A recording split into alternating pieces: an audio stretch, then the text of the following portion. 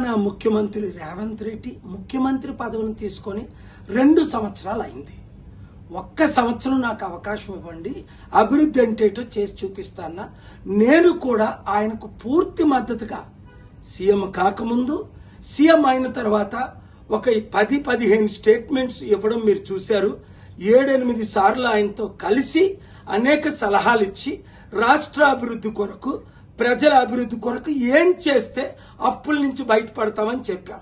కానీ ఆయన వినలేదు సరికదా, ఎగ్జాక్ట్ గా ఆపోజిట్ చేసి నేను ఇచ్చిన సలహాలకు అన్నిటికీ వ్యతిరేకంగా పనిచేసి ఈ రోజు తెలంగాణ రాష్ట్రాన్ని సర్వనాశనం చేసినందుకు తక్షణమే ఆయన రాజీనామా చేయాలి. ఎందుకు రాజీనామా చేయాలి? కారణాలు బాగా వినండి. 1, 6 గ్యారంటీలు ఆయన ఇచ్చారు, ఒక్క గ్యారంటీ కూడా నెరవేర్చలేదు. అందులో 2 లక్షలు తులం బంగారం నేను ఇస్తానన్నారు, ఇవ్వలేదు. 2 లక్షల రైతులకు రుణమాఫీ చేస్తానన్న, చేయలేదు. 5 లక్షల నుంచి 10 లక్షలు కంపెనీలు పెట్టిస్తానన్న, లేదు. 2 లక్షల ఉద్యోగాలు భర్తీ చేస్తానన్న, చేయలేదు. నిరుద్యోగులకు 4,500 అన్నారు, ఇవ్వలేదు. మహిళలకు 2,500 అన్నారు. గ్యాస్ సిలిండర్ ఇలాగ చూసుకుంటూ పోతే 100 వాగ్దానాలకి కంటే ఎక్కువ ఇష్టం వచ్చినట్టు, నోటుకొచ్చినట్టు అబద్ధ వాగ్దానాలు ఇచ్చి ఓట్ల కొరకు అందరినీ మోసం చేశానని ఆయనే ఒప్పుకున్నారు. ఇప్పుడేంటి, డబ్బు లేదు, నన్ను కోసికి తినండి అంటున్నారు. అలాంటప్పుడు హైదరాబాదు దేశంలో నెంబర్ 1 సిటీ, అన్ని సిటీల కంటే. అలాంటి హైదరాబాదు రియల్ ఎస్టేట్ ఇప్పుడు పడిపోయింది. అపార్ట్మెంట్ ₹1,00,000 ఉన్నది 50 లక్షలు అయిపోయింది. ఎకరం ₹1,00,000 ఉన్నది 50 లక్షలు అయిపోయింది. 100 కంపెనీలు హైదరాబాద్ విడిచిపెడుతున్నారు. బాగుపడింది ఎవరు? ఆయన అన్నదమ్ములు లక్షల కోట్లు సంపాదించుకున్నారని ఆరోపణలు. ఆయన చుట్టూ ఉన్న మినిస్టర్లు 100,000 కోట్లు సంపాదించుకున్నారని చూసాం కదా. పొంగులేటి శ్రీనివాసరెడ్డి రెవెన్యూ మినిస్టర్ కొడుకు మీద రుజువులతో ఎఫ్ఐఆర్ అవ్వడం, 100,000 కోట్లు ఆస్తి దోచుకోవడం. ఇప్పుడు 9,292 ఎకరాలు, దాదాపు 5-6 లక్షల కోట్లు విలువైన ప్రాజెక్టులు తన బినామీలకో ఇతరులకో ఇస్తున్నారని ఆరోపణలు ఇన్వెస్టిగేట్ చేయమని, సిబిఐ ఈడీ ఎంక్వైరీ చేయమని శుక్రవారం స్టేటస్ కో తీసుకొచ్చాను. ఇలాంటి 18 పెద్ద కేసులు ఉన్నాయి. 1 by 1తో మీ ముందుకు నేను వస్తాను.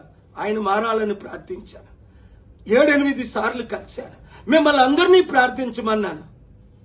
కానీ సైతాను ద్వారా ప్రేరేపించబడి వైఎస్ రాజశేఖర రెడ్డి ఏ విధంగా ఆ రూట్లో వెళ్లారో అదే రూట్లో ఈయన ప్రయాణం చేస్తున్నాడు. ఇంకా లాభం ఎవరికి? కాంగ్రెస్ పార్టీకి. 100,000 కోట్లు ప్రతి నెల పంపిస్తున్నారని బీఆర్ఎస్ బీజేపీ వాళ్ళు ఆరోపణలు చేస్తున్నారు. నోరు మూయించడానికి బీఆర్ఎస్ బీజేపీ వాళ్ళు చుట్టూ పెట్టుకున్నారట కొంతమందిని. ఇంత ఘోరమైన పరిపాలన. నేను బెస్ట్ సీఎం చేద్దామని మీకు చెప్పాను, మీ అందరికీ ఓట్లు వేయమన్నాను. ఆయన వరస్ట్ సీఎం అయిపోయాడు ఈ 2 సంవత్సరాల్లో. చదువుతుంటే ఆశ్చర్యం కలుగుతుంది. ఊహకు అతీతంగా సర్వనాశనం అయిపోయింది. ఇప్పుడు 400 కోట్లు ఖర్చు పెట్టి ఈ రోజు రేపు సమిట్ వాళ్ళ తమ్ముడికి ఇన్ఛార్జ్ పెట్టారట. 6,000 మంది పోలీసు బృందం అట. ఈ సమిట్కి ఎవడొస్తున్నాడు? 200 దేశాల ప్రెసిడెంట్లు ఒక్కడైనా వస్తున్నాడా? 3,000 మంది బిలియనీర్లో ఇన్వెస్టర్ ఒక్కడైనా వస్తున్నాడా? ఇదిగో మన ఇండియాలో దోచుకునే వాళ్ళు ఉన్నారు కదా, వాళ్ళు వస్తున్నారు. ఒరే బాబు, నువ్వు మాకు 1000 కోట్లు తీయి, ఈ భూములు ఇచ్చేసాయి, నీకు 7% 10% ఇచ్చాం కదా ఎలక్షన్ల ముందు, ఇంకొక 7-10% ఇస్తాం, నీ కాంగ్రెస్ కి ఎక్కడ డబ్బులు కావాలంటే అక్కడ ఇస్తాం. ఏ డీల్స్ జరుగుతున్నాయి? రుజువులతో కోర్టులో శుక్రవారం కేసు వేశాను. ఇంకా 17 కేసులు అతి త్వరలో వేయబోతున్నాను. ఆయన మార్పు చెందితే అభివృద్ధి చేద్దాం, మార్పు చెందకపోతే దేవుని ఉగ్రత, ప్రజల ఉగ్రత, ముఖ్యంగా నిరుద్యోగులారా రండి కలిసి పనిచేద్దాం. ఈ వీడియో అందరికీ షేర్ చేయండి. తెలంగాణను కాపాడండి, తెలంగాణ ప్రజలను కాపాడండి. God bless you.